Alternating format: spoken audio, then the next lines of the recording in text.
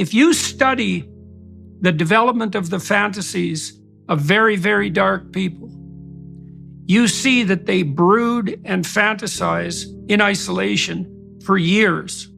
And the fantasies get darker and darker and darker. So they're bitter and resentful to begin with.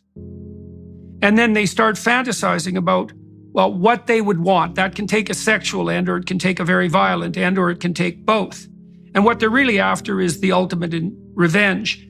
And on the sexual front, they find a kick in extending the unacceptability of the fantasy one stage at a time. The famous and extremely attractive sexual serial killer Ted Bundy detailed out exactly how his fantasies progressed as he became more and more involved with pornography. And what happens in some sense is that these people who are nursing these terrible fantasies want to stay on the edge of novelty. And so their fantasies get darker and darker and darker as they progress down that road.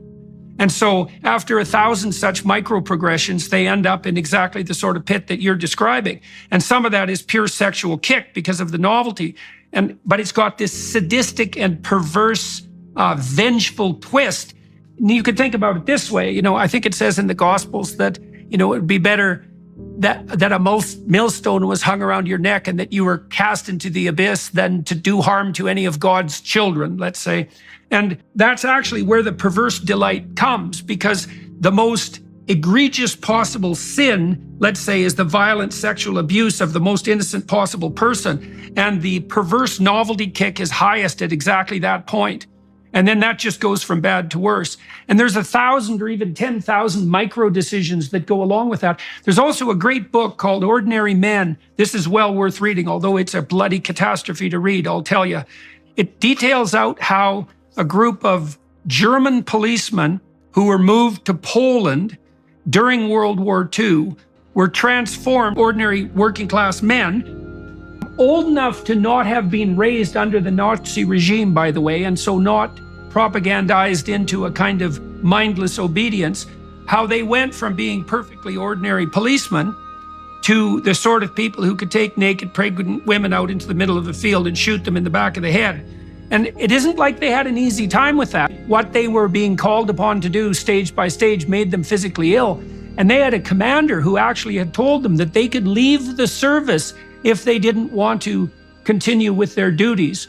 But they felt duty-bound not to leave their comrades having to mop up the terrible situation. But it does a lovely job of detailing out how your movement from normality to absolute perversity is a consequence of 10,000 micro violations of your own conscience. Not all of them micro, obviously. So you need to know about the vengefulness. You need to know about the kick of sadism. That's that novelty kick that produces a dopaminergic kick that heightens sexual satisfaction. And so there's an element of sadistic misery that can add novelty to sex. That's particularly attractive to people who are bitter and resentful because they actually can't find any willing sexual partners.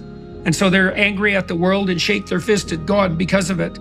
And so that's a bit of the developmental course of such a lovely descent into hell.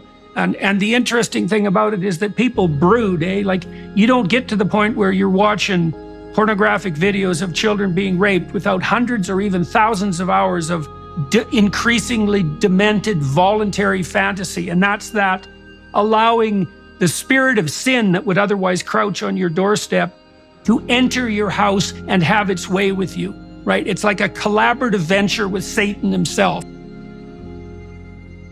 I spent a bit of time, not a lot, but a bit of time inside a maximum security prison when I was a kid.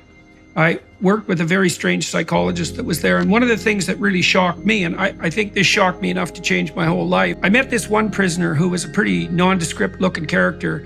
He took me for a walk out in the yard away from a gym full of like weightlifting axe murderer monsters and rapists. And we went for a walk out in the yard, and the psychologist called us back and told me later in the office that this guy, who was about 5'2", pretty non-prepossessing guy, had made two policemen kneel in front of him, beg for their lives in reference to their families, and then shot them both in the back of the head and kicked them aside.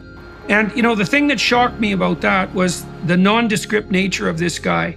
You know, his absolutely banal ordinariness, the fact that you could just walk past him on the street and you'd never know. He wasn't some monster, the monstrous character of Satan in your imagination is, a figure that's terrifying to behold. With each step forward in the progress of the fantasy, there has to be a step forward in the self-deception with regards to self-description, right? So imagine that you're attempting to cling to a sense of yourself at least as normal, but even maybe as a moral agent. I mean, the more forthright pedophiles claim that they're only allowing children to express their true sexual desires, and that what they're actually doing is forming the best relationship with the children that they've ever had. Now, of course, there's part of them that knows that that's an absolutely bloody, screaming, hellish lie.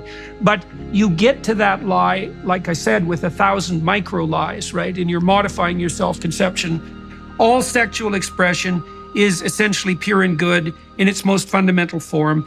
And it's all warped by social pressure. And if we were just allowed to express ourselves in every manner that we saw fit, then everyone would be free and we wouldn't suffer anymore from the constraints of tyrannical society.